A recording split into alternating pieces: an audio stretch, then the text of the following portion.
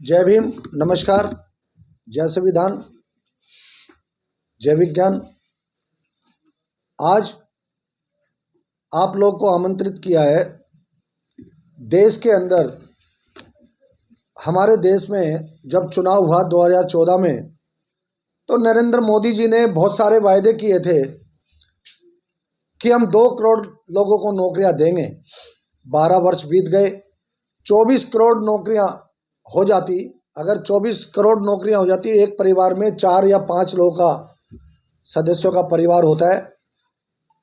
125 करोड़ लोगों का परिवार आज सुख संपत्ति में होता और विकसित भारत की ओर होता। लेकिन वो झूठा जुमला निकला। मोदी जी ने कहा था कि हम काला धन लाएंगे और 15-15 लाख रुपए सभी गरीबों के खातों में डाला जाएगा। वो भी झूठी बात निकली। किसानों की दुगनी आय करने की बातें थी, लेकिन किसान आज किस तरीके से आत्महत्या करने के लिए मजबूर है, आप सब लोग देख रहे हैं। ये जग जाहिर है। इस देश के अंदर लोगों ने, बीजेपी की सरकार ने वायदे किए थे कि महंगाई को हम कम करेंगे। जब मोदी जी ने अपना कार्यभार संभाला तो सोना 40,000 रुपये तोला भी नहीं था, और आज 2 लाख का आंकड़ा पार कर रहा है, और चांदी 4 लाख रुपए किलो के हिसाब से हो गई। हमारी गरीब समाज के लोगों में आपस में जब लड़की का, बहन बेटी की शादी होती है तो सहयोग करने के नाम से थोड़ी बहुत ज्वेलरी भी दान देते हैं। मेरी भी सिस्टर की शादी के अंदर हमारे रिश्तेदारों, दोस्तों ने, किसी ने 1 तोला सोना दिया था, किसी ने आधा तोला सोना दिया था। वो सोना 25 या 30 हज़ार रुपये तोले की कीमत से खरीदा गया था। और जब समाज के आदमी आपस में एक दूसरे की मदद करते हैं तो वो जो भी गिफ्ट मिलता है उसको बढ़ाकर देने का काम करते हैं। तो 25,000 रुपये तोला सोना लिया हुआ, 1 तोला सोना अगर मैं अब उस अपने दोस्त की शादी में, अपने परिवार की शादी में दूंगा तो डबल तोला सोना देना पड़ेगा, 2 तोला देना पड़ेगा। और 2 लाख के हिसाब से 4 लाख रुपए मेरे को गिफ्ट दिया 25,000 रुपये, और मुझे देना पड़ेगा 4 लाख रुपए। तो आप अंदाजा लगाओ कि आज देश कहाँ खड़ा हुआ है, क्या हालत है। पेट्रोल की बात करते हैं। पेट्रोल क्या भाव था? 40 रुपये लीटर के हिसाब से सरकार पेट्रोल खरीदती है, और मैं और मेरे देश के लोग नरेंद्र मोदी जी को 50 रुपये पर लीटर पैसा देते हैं। यानी कि देश ने जो पेट्रोल खरीदा रशिया से या किसी भी अन्य कंट्री से, तो 40 रुपये की एवरेज से खरीदा। लेकिन आदमी जब देश का नागरिक खरीद रहा है पेट्रोल, तो 50 रुपये, 90 रुपये प्लस पेट्रोल खरीद रहा है। 50 रुपये तो भारत को दे रहा है, सरकार को, यानी कि मोदी जी की जेब में पैसा जा रहा है। पेट्रोल की बात कर लो। आज चावल, गेहूं, चीनी, पनीर, कुछ भी ले लो, शादी ब्याह चल रहे हैं। गरीब आदमी शादी कर ही नहीं पा रहा, कर्जा कर रहा है, अपनी ज्वेलरी बेच रहा है, अपना घर बेच रहा है, अपने किराएदारों को, किराएदार किराया देगा नहीं तो उसका भी काम नहीं चलता। इतना बुरा हाल हो गया। और नरेंद्र मोदी जी की तो आप एब्सटेंस जो फाइल आप सुन रहे हो, भारत के बड़े बड़े लोग, देश के जो विपक्ष के नेता हैं, 100 सांसद जिसके हैं, उस आदमी को बोलने नहीं दिया जा रहा संसद के अंदर। तो मेरी और आपकी क्या औकात है, आप अंदाजा लगाओ आप कहाँ खड़े हुए हो। आज दिल्ली के अंदर खबर है कि रोजाना कितनी लड़कियां, कितनी बहन बेटियां गायब हो रही हैं। कहाँ जा रही है भाई? कौन मुकदमा दर्ज करेगा? आज पुलिस स्टेशनों में जाओ, कोई मुकदमा सुनने के लिए राजी नहीं है। पुलिस का अफसर इतनी भ्रष्टाचारी हो गई, गरीब आदमी को न्याय नहीं मिल रहा। मेरे ऊपर कितने मुकदमे लगाए हुए हैं। मेरे ऊपर मुकदमा लगाया हुआ है 5 करोड़ रुपए सरकार के बांटने का गलत तरीके से, जो economic offence wing Delhi police की मंदिर मार्ग पर है। मैं मुकदमा झेल रहा हूं, झूठा मुकदमा। मेरे को तो 1 रुपया नहीं मिला। दिल्ली के अंदर और नहीं, देश के अंदर जब रेल मंत्री किराया बढ़ाते हैं और हम धरने पे जाते हैं तो मेरे को जेल भेज दिया जाता है, तिहाड़ जेल के अंदर। क्या ये मानव अधिकार है? क्या मुझे चलने का अधिकार नहीं है? मुझे बोलने का अधिकार नहीं है? जबकि हमारे देश का जो संविधान है उसकी प्रस्तावना में सबसे पहले है कि आपकी बोलने की आज़ादी, आपकी चलने की आज़ादी, आपकी लिखने की आज़ादी, आपकी शिक्षा की आज़ादी, आपकी खाने की आज़ादी। आज हमारी आज़ादी को कब्जा कर लिया गया है। चोरी के वोट से सरकार बनी है। मेरे और आपके वोट की सरकार नहीं। जब मेरे और आपकी वोट की सरकार का प्रधानमंत्री बनेगा तो देश के अंदर खुशहाली होगी, सबको बोलने का अधिकार होगा, सबको बात करने का अधिकार होगा, लिखने का अधिकार होगा। और अदालतों के अंदर आज क्या हो रहा है, लोग चक्कर काट रहे हैं कोर्ट में, डेट पे डेट, तारीख पे तारीख, कहीं न्याय नहीं मिलता। हमने हॉस्पिटल की जमीन पास कराई, आज 15 साल हो गई, हॉस्पिटल नहीं बना के दे रही। अब तो नरेंद्र मोदी जी आपके 3 इंजन हैं, लेकिन वो डिब्बे क्यों नहीं चल रहे, गाड़ी आगे तो सड़क ही नहीं रही। 3 इंजन होने के बाद में हॉस्पिटल नहीं बन रहे। हमारे अंबेडकर भवन बनाए गए, रविदास चौपाल बनाई गई। जिन लोगों ने मुकदमे लड़के माननीय न्यायालय को पूरी प्रोसीडिंग पूरी करके और बिल्डिंगें बनाई जाती हैं, बाबा साहब अंबेडकर भवन लिखा हुआ है, लेकिन मैं दलित का बेटा हूं, मैं गरीब का बेटा हूं, इसलिए मनुवादी लोग उसको काला रंग, कालिक पोत देते हैं और सरकार कुछ करती नहीं है। National commission for schedule caste में जाओ आप, कोई सुनने के लिए राजी नहीं है। किशोर मकवाना जी कई साल हो गई, कोई हेयरिंग करने के लिए राजी नहीं है। दिल्ली पुलिस को या किसी भी स्टेट की पुलिस को बुलाकर कोई राजी नहीं है, कोई न्याय मिलता ही नहीं। आज कह रहे हैं कि यूजीसी हमने लागू किया है, ओबीसी को भी शामिल किया है। देश के अंदर बच्चों के साथ कितनी प्रताड़ना की जाती है। मेरे खुद के साथ जब मैं स्टूडेंट था 88 में शिवाजी कॉलेज के अंदर, तो मेरे साथ बड़ी जाति के लोगों ने, मैं तो कहूँगा गैर शेड्यूल कास्ट, गैर ओबीसी के लोगों ने, उन्हें सवर्ण कहना उचित नहीं होगा, मेरा कहना है नॉन SC ST OBC के लोगों ने, गैर SC ST के लोगों ने, हमारे साथ जनरल कह सकते हैं, उन लोगों ने भी अत्याचार। मेरे पिताजी प्रभुराम जिन्होंने जीवन भर मोची का काम किया, पेटी लटका कर पटेल नगर में, देश में कहीं से भी पूछ लो,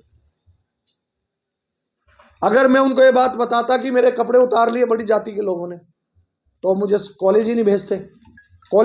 तो मैं लड़ नहीं पाता। आज ये इतनी मैं लड़ाई लड़ रहा हूँ, संघर्ष कर रहा हूँ, बेईमानों के खिलाफ लड़ रहे हैं। हमने CBI से पकड़वाने का काम किया। ये मनुवादी लोग कहते हैं हम तो प्रभुराम के आदमी। कहाँ हो तुम? प्रभुराम के तो खिलाफ हो, तुम तो प्रभुराम के दुश्मन हो। जब प्रभुराम के नाम से नामकरण किया गया मार्ग का, तो मनुवादी लोगों ने रोका। नांगली पुलिस के सामने मुकदमा दर्ज है, नांगली थाने के अंदर 266/2022 पुलिस स्टेशन नांगली। ये प्रभुराम के आदमी कहाँ है? प्रभुराम का बेटा तो मैं हूं, और ये प्रभुराम मेरे पिता हैं। इस बात का CBI में भी रिकॉर्ड है, ED के अंदर भी रिकॉर्ड है, इनकम टैक्स डिपार्टमेंट में भी रिकॉर्ड है, दिल्ली पुलिस में भी रिकॉर्ड है, और अन्य राज्यों में भी मुकदमा इस बात के सबूत है। तो नरेंद्र मोदी जी, हम चाहते हैं, और ये आंदोलन पूरे देश में नहीं विश्व के अंदर ये शुरू होगा। नरेंद्र मोदी जी, आप अपना इस्तीफा दे दो, आप देश को नहीं चला सकते। सिर्फ जुमलेबाजी आपका काम है, आपको धोखा देना है। अरे यशोदा मेरी आंटी है, तुम सनातन की बात करते हो। मेरी आंटी के साथ आपने शादी की, आपने फेरे किए, तो आपने वायदा किया था कि मैं साउथ ब्लॉक में जाऊंगा तो आपको रखूंगा नहीं। आपने तलाक किया क्या? आपने कौन सा सही काम किया? कौन सा कानून के तहत काम किया है? देश का प्रधानमंत्री देश के बच्चों का पिता होता है, राष्ट्रपति हमारी पिता होती है। हमारे देश का हमारा पिताजी नरेंद्र मोदी मेरी माता के साथ शोषण करता है, उसको एक दिन रखता नहीं अपने साथ में। क्या दुख बात नहीं है? ऐसा आदमी क्या सनातन कहलाने का लायक है? देश के अंदर आज गौ माताओं को माता बोलने वाले लोग, ये सरकार गवों को कटवा कर व्यापार कर रही है, उनसे मोटा दान लेकर, और गैर कानूनी काम कराने का काम करती है। क्या ऐसी सरकार जो है जानी नहीं चाहिए? हमारी मांग है, दलितों की, मुस्लिमों की मांग है कि इस देश का प्रधानमंत्री झूठा, मक्कार, धोखेबाज, दगाबाज, जुमलेबाज है। या तो इस्तीफा दे दो, नहीं आने वाले समय पे विजय चौक पर हम सब लोग, देश के नागरिक, हमारी बहन बेटियां विजय चौक पर आकर विजय का तिरंगा, भारत का झंडा लहराने का काम करेंगे। और नरेंद्र मोदी जी, आपके बस का नहीं है देश संभालना, आप इस्तीफा दे दो। आप जुमलेबाजी करते हो, गरीबों को परेशान करने का काम किया है। आप झूठे वायदे कर रहे हो कि विकसित भारत बनेगा, कोई विकसित भारत नहीं बनेगा। इस देश को जुमलेबाजी देना बंद कर दो, धोखेबाजी करना बंद कर दो, और अन्यथा हम विजय चौक पर आकर आपके खिलाफ बिना किसी हथियार के, बिना किसी डंडे के, बिना किसी झंडे के, हम दलित समाज के लोग, इस देश के मूल निवासी विजय चौक पर आकर आपसे इस्तीफा मांगेंगे। और अगर आप इस्तीफा नहीं दोगे तो आपको गद्दी छोड़नी पड़ेगी, और आपने जो भी रास्ते अपने तैयार कर लो, आपको देश छोड़ना पड़ेगा, गद्दी छोड़नी पड़ेगी। हम लोगों ने इतनी लड़ाई लड़ी है कि आज हमारे पास 1 रुपया नहीं है लड़ाई लड़ने के लिए। मैं देश के आदरणीय मूल निवासियों से कहता हूं कि अगर हमारा ये प्रस्ताव, हमारा आंदोलन ठीक है, तो मैं आप लोगों से 10 रुपये की मांग करता हूं। ये हमारा भीम बटालियन का QR कोड है, UPI है। मैं आदरणीय साथियों से कहूँगा कि इसको रिकॉर्ड कर लें और इसको वायरल करें, और हमारी बात को आगे ज़्यादा से ज़्यादा लोगों तक ये बात पहुँचे और ये आंदोलन आगे बढ़े। और अन्यथा देश के अंदर कितनी आत्माएं हत्याएं हो रही हैं, कितने बच्चों के साथ कितने अत्याचार हो रहे कॉलेजों के अंदर, कितने हमारी बहनें आज मुकदमे के लिए भाग दौड़ कर रही है, लेकिन उनके मुकदमे दर्ज नहीं हो रहे। आपको देश छोड़ना पड़ेगा, और देश को हमारे, मैं नहीं कहता चतर सिंह रछोया बने मुख्यमंत्री, प्रधानमंत्री, मैं कहता हूं देश का वो नागरिक बने जो देश को चलाने की क्षमता रखेगा। देश का आम नागरिक वोट की सरकार से बनेगा, वो प्रधानमंत्री है तो मशीनों से, वोटिंग मशीन, धोखाधड़ी से, चोरी के वोट से प्रधानमंत्री बने हो। जब हमारे देश के नागरिकों के वोट से देश का प्रधानमंत्री बनेगा, वो देश की ईमानदारी से सेवा करेगा और विकसित भारत बनाने का काम करेगा। और मेरी अपनी इच्छा है कि देश का, जब अमेरिका के अंदर ओबामा काले और गोरे के अंदर जब अमेरिका का राष्ट्रपति मुस्लिम बन सकता है, तो मेरे देश का प्रधानमंत्री दलित और मुस्लिम क्यों नहीं बन सकता? क्योंकि देश के नागरिकों ने वोट तो दिया था, लेकिन चोरी करके वोट को और इन्होंने बनाने का काम किया है। क्या अभी ऐसा इतिहास आप बता सकते हो किसी देश में कि कोई स्टेट के अंदर कोई राजनीतिक पार्टी 100 सीटों पे लड़े और 95 सीटें जीते? कुछ हमारे लोग समाज में ऐसे आगे जो समाज को तोड़ने का काम कर रहे हैं, समाज को भटकाने का काम कर रहे हैं, धोखा देने का काम कर रहे हैं और वोट को बांटने का काम कर रहे हैं। चाहे वो ओवैसी हो, चाहे कोई और आदमी हो, सब लोग विपक्ष के एक होंगे तब इस बेईमान को हटाने का काम करेंगे। जिस आदमी ने मेरी माता यशोदा के साथ भी धोखा किया हुआ है, आज तक तलाक नहीं दिया, ये बात गलत है कि सही है? मैं पूछता हूँ मेरे देश की बहन बेटियों से, माताओं से, क्या ये सनातनी हो सकता है? अरे सनातन, आप कहते हो ये सनातन, ये हमारा है, ये तो संत रविदास जी का, गुरु नानक जी का। क्या ये बात झूठी है क्या? बताइए मेरी बात। क्या ये 600 साल पहले के सतनाम गुरु नानक जी, गुरु अंगद देव साहब, गुरु अमरदास साहब, जिन लोगों ने अपने बच्चों की शहादत दी, गुरु रामदास, ये भी दास, इन लोगों के जो हमारी ड्रेस कोड कह सकते हैं अंग्रेजी में, जो हमारी भगवा, इसको आरएसएस के लोग बोलते हैं कि जिनका 100 साल अभी हुए भी नहीं, जो हजारों साल से चलता आ रहा है। हमारे देश का जो संविधान है उसमें सबको हक है। कहाँ लिखा हुआ है कि भारतीय जनता पार्टी का है? आप ये ग्रीन को आप मुस्लिम बताते हैं, कहाँ लिखा है मुस्लिम? बताइए। क्या विश्व के अंदर ये हरियाली रहेगी तो हमें ऑक्सीजन मिलेगा, और जब ऑक्सीजन मिलेगा तो हम सब लोग जीवित रहेंगे, उसमें ना हिंदू है, ना मुस्लिम है, ना सिख है, ना ईसाई है, ना प्रधानमंत्री भी उसी कैटेगरी में आता है। और मेरा पिता प्रभु राम भी जो मोची का काम करता रहा जीवन भर, उसको भी ये हरिया चाहिए। आप ये नीला कबूतर बताने का काम करते हैं। बेईमान लोगों, कहाँ है कबूतर इस पे लिखा हुआ, कहाँ है नीला रंग? ये तो बाबा साहब ने ये हरा रंग, जब डॉक्टर ऑपरेशन करता है तो इस हरे रंग के अंदर, इस नीले रंग के अंदर जो हमारे डॉक्टर्स होते हैं, जिनको हम भगवान बोलते हैं, सचमुच में भगवान जिंदा आदमी होता है। एक फोटो, एक कागज का टुकड़ा भगवान नहीं हो सकता। हमारी आस्था हो सकती है, हम उनका सम्मान करते हैं, हम किसी धर्म के जाति के खिलाफ नहीं है। विचारधारा की बात है। आज विचारधारा, बाबा साहब की विचारधारा से देश चलेगा, संविधान से देश चलेगा। ये पंच तत्व हम सब लोग आखिरी समय में भी पंच तत्व में विलीन होते हैं। तो मेरे देश के, मेरे आदरणीय साथियों, मेरे मूल निवासियों, आप लोग समझो, रेल का किराया बढ़ता है तो चतर सिंह रछोया को जेल, तिहाड़ जेल में जाना पड़ता है। जब चतर सिंह रछोया 5 करोड़ रुपए गरीबों की बेटियों को, बुजुर्ग महिलाओं को, बुजुर्ग बेसहाराओं को बांटने का काम करता है, तो उसके ऊपर दिल्ली पुलिस मुकदमा दर्ज करता है और उसकी इंक्वायरी 5 साल हो गई, आज तक इंक्वायरी पूरी नहीं हुई। कर दो, मुझे जेल में भेज दो। आप मेरा विकास तो कर नहीं सकते, मुझे पर्यावरण तो दे नहीं सकते। आज भी ग्रेड 2 लगा हुआ है, आज 5 फरवरी है और ग्रेड 2 लगा हुआ है। कहाँ है वो तीनों इंजन? मेरे खिलाफ मुकदमा दर्ज कर देते हैं।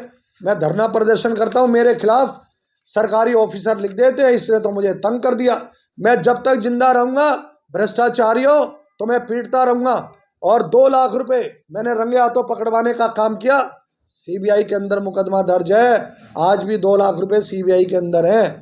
और जब भी कोई मुझे रिश्वत देगा या रिश्वत देने की या लेने की पेश करेगा, सीबीआई के लोग भ्रष्ट हैं, फिर भी मैं उनके खिलाफ कार्रवाई करने की मांग करूंगा। मुझे न्याय नहीं मिल रहा।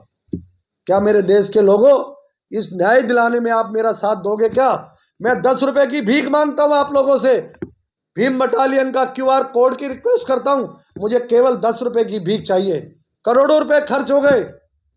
नरेंद्र मोदी को हम पत्र लिखते हैं, कोई जवाब नहीं आता। तालगढ़ स्टेडियम में हमने कार्यक्रम किया, 5100 तलवारें बांटी गरीबों से पैसा इकट्ठा करके, लेकिन नरेंद्र मोदी जी के चिट्ठी का जवाब नहीं आया। मेरे भाई बहनों, ये देश के प्रधानमंत्री ऐसे होते हैं क्या? देश के प्रधानमंत्री और भी बहुत रहे, मैं नाम लूंगा तो लोग कहेंगे फलाने का है, फलाने का। देश का प्रधानमंत्री सबका प्रधानमंत्री होता है, देश का गृह मंत्री सबका गृह मंत्री होता है। ये थोड़ी किसी के ऊपर बलात्कार लग गया, बीजेपी का आदमी है तो उसकी बेल हो गई, और गरीब के बेटे के साथ झूठा भी मुकदमा हो गया तो वो जेल में गया। तो मेरे आदरणीय साथियों, मेरी प्रार्थना है कि नरेंद्र मोदी को हटाओ और देश के अंदर दलित और मुस्लिम को प्रधानमंत्री बनाओ। इस मुहिम में हमारा साथ दो। और 10 रुपए की भीख हमने मांगी है। अधिक से अधिक संख्या में लोग अपने साथियों से, अपने परिवार से, अपने दोस्तों से, अपने जानकारों से, अपने मिलने वालों से, अपने साथियों से 10-10 रुपए की हमारे को मदद करने का काम करें। जब आप 2 लाख रुपए सोना खरीद सकते हो, जब आप पेट्रोल 1 लीटर पेट्रोल के लिए 50 रुपये मोदी को दे सकते हो, तो मेरे देश के लोगों, मैं हाथ जोड़ के निवेदन करते हो, क्या भीम बटालियन को, अम्बेडकरवादियों को, आपकी बात को, आवाज़ को आगे ले जाने के लिए 10 रुपये की भीख नहीं दे सकते? हाथ जोड़ के निवेदन है। इसमें आप जो भी आप तन मन धन से हमारी मदद करें, और जिस दिन हम आपका आह्वान करेंगे विजय चौक के लिए, आप उसमें अधिक से अधिक आप स्वयं भी आएँ, अपने रिश्तेदार को भी लाएं, अपने साथ में काम करने वालों को भी लाएं, अपनी बहन बेटियों को, चाची ताई बुआ फूफी मामी नानी काका फूफा मामा मामी साला जीजा सबको, दामाद को भी लेके आए, तब ये नरेंद्र मोदी हटेगा। और हम जब तक इसको हटा नहीं देंगे बेईमान को, हम सोएंगे नहीं, चैन से बैठेंगे नहीं। ये वायदा आप लोग। सर, एक आपने बयान दिया कि आपके साथ भेदभाव होता है, क्या अगड़ी जातियों के साथ भेदभाव नहीं होता सर? देखो जी, मेरे साथ होता है वो मुझे जानकारी है, अगड़ी जाति वाला बताएगा उसके साथ क्या होता है। हमारे तो प्रभु राम का जब मार्ग का नामकरण किया गया तो अगड़ी जाति के लोगों ने विरोध किया। अब जिस आदमी ने विरोध किया उसका बेटा एक्सपायर हो गया, तो हमने कहा कि अब पोते को ये पालेगा, इसको सजा दे दी। हमने तो कोर्ट को लिख के दे दिया चीफ जस्टिस ऑफ इंडिया के ऊपर जूता फेंक के मारा जाता है और मेरे देश का आईपीएस ऑफिसर आत्महत्या करता है, तो उसके साथ अत्याचार हुआ है, अगड़ी जाति के लोगों ने किया है।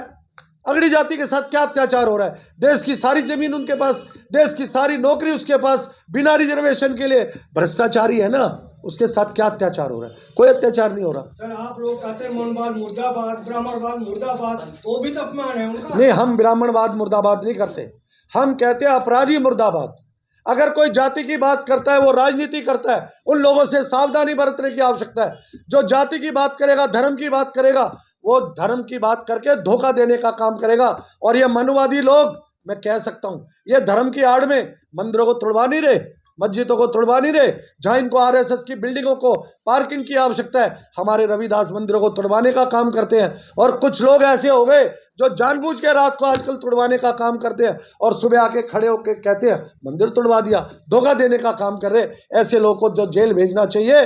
और जब हमारी दलितों की सरकार, मुस्लिमों की सरकार आएगी, तो चाहे वो दलित की क्यों ना हो, मुस्लिम ही क्यों ना हो, अगर वो गलत काम करेगा उसको जेल भेजने का काम हम करेंगे। आप यूजीसी के साथ हैं या उसके विरोध में? यूसीजी जो है, यूनिवर्सिटी ग्रांट कमीशन का जो ये आया है, लागू किया है, उसी सरकार ने उसको लागू किया, उसी सरकार ने अदालत को बोल करके उसको स्टे कराने का काम किया है। अब हम देखेंगे कि सरकार इसको किसका साथ देती है। ये दो ना मनुवादियों की सरकार है, ना SC ST OBC की सरकार है, दोनों को भिड़ाकर लड़ाई करने का काम करा रही है, धोखा दे रही है और विकास से ध्यान भटकाने का काम है, महंगाई से हटाने का काम है, रोजगारी से, बेरोजगारी खत्म करने से हटाने का काम कर रही है। आप चाहते हैं कि यूजीसी लागू हो? यूजीसी बिल्कुल लागू होना चाहिए। हमारे देश के बच्चों के साथ अत्याचार होता है, उनको दाखिला नहीं होता, उनके दाखिले हो जाते हैं तो उनके साथ रैगिंग होती है, बच्चा बोल नहीं पाता क्योंकि उसका गरीब का बेटा है, गरीब का बेटा बोलेगा उसको एडमिशन नहीं मिलेगा, उसको ब्लैकमेल किया जाता है कि अगर तुमने कंप्लेंट करी तो हम तुम्हें बाहर कर देंगे, हम तुम्हारे को क्लास नहीं देंगे। हमें बड़ा दुख की बात। दलित किसको कहते हो? दलित गरीब को कहते हैं हम, ये तो संविधान के अंदर अधिकार है। हम दलित कहते हैं, हम शेड्यूल, एक शेड्यूल है हमारा कास्ट का, उस जिसके साथ हमेशा शोषित जो जाति है, अनुसूचित जाति के लोग हैं, उनका शेड्यूल है, सूची है, उसको हम शेड्यूल कास्ट कहते हैं। जय भीम, जय भीम, जय भीम, जय भीम, जय भीम, जय भीम, जय संविधान, जय संविधान, जय संविधान, जय संविधान, जय संविधान, जय भीम, जय भीम, जय भीम, जय भीम।